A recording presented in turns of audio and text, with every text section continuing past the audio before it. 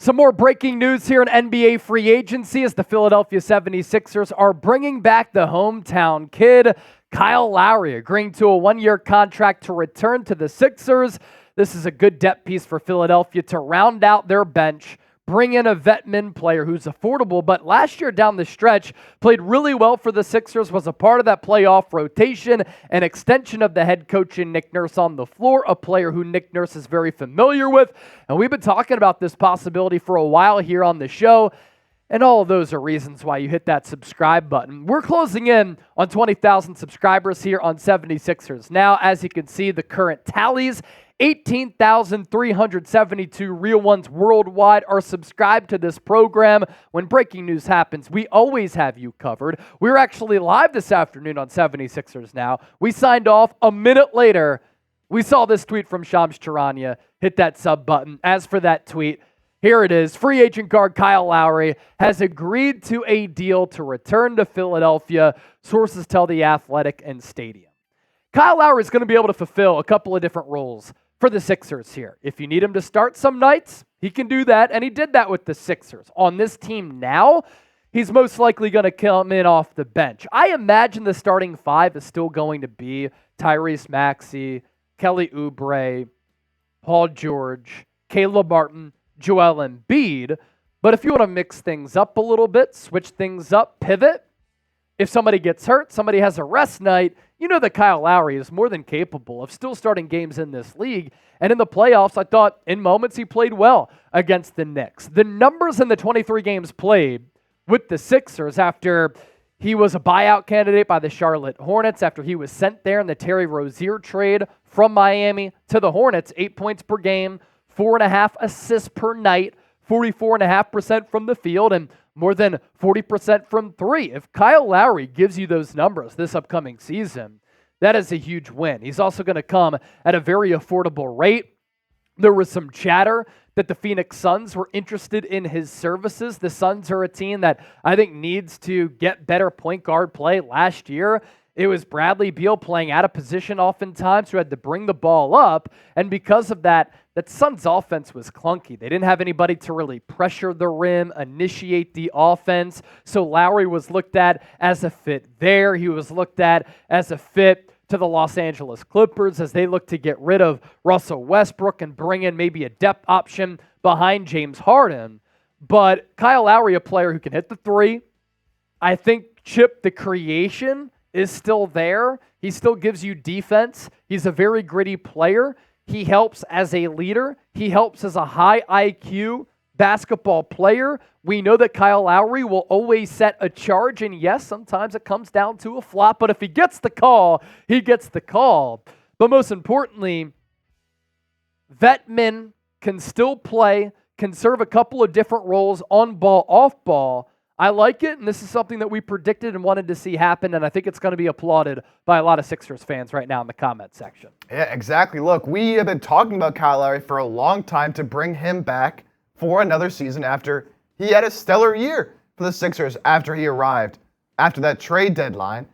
And when we were surveying the Sixers roster, still a lot of open roster spots left, but they have no money, of course. So Sixers are just looking at veteran minimum targets, right? That's it.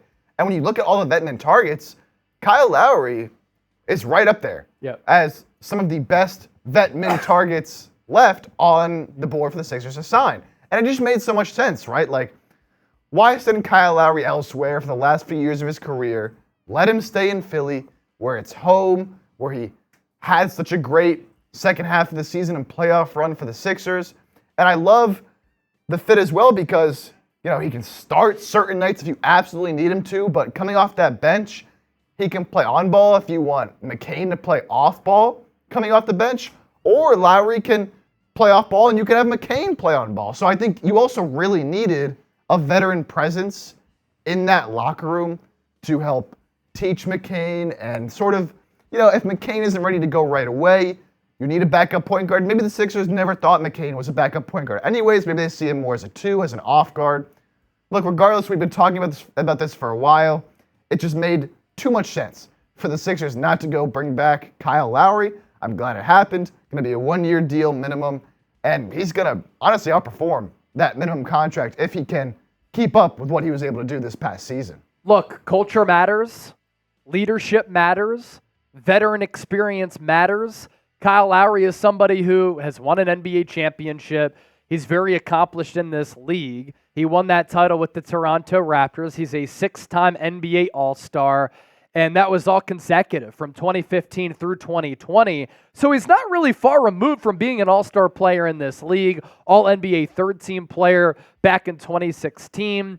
And he's made so many stops throughout his career, and I'm glad that this might be the last stop for the Philadelphia native. He gets drafted out of Villanova back in 2006, first round, 24th overall. I've grown up with Kyle Lowry. It's crazy as a basketball fan. He's with the Grizzlies from 2006 to 2009, Houston Rockets from 2009 to 12, Toronto Raptors there for a long time. He's going to go down as one of the best players in the history of that organization. He's there for about a decade, 2012 to 2021. Then with the Miami Heat from 2021 through 2024. He never officially played with the Charlotte Hornets.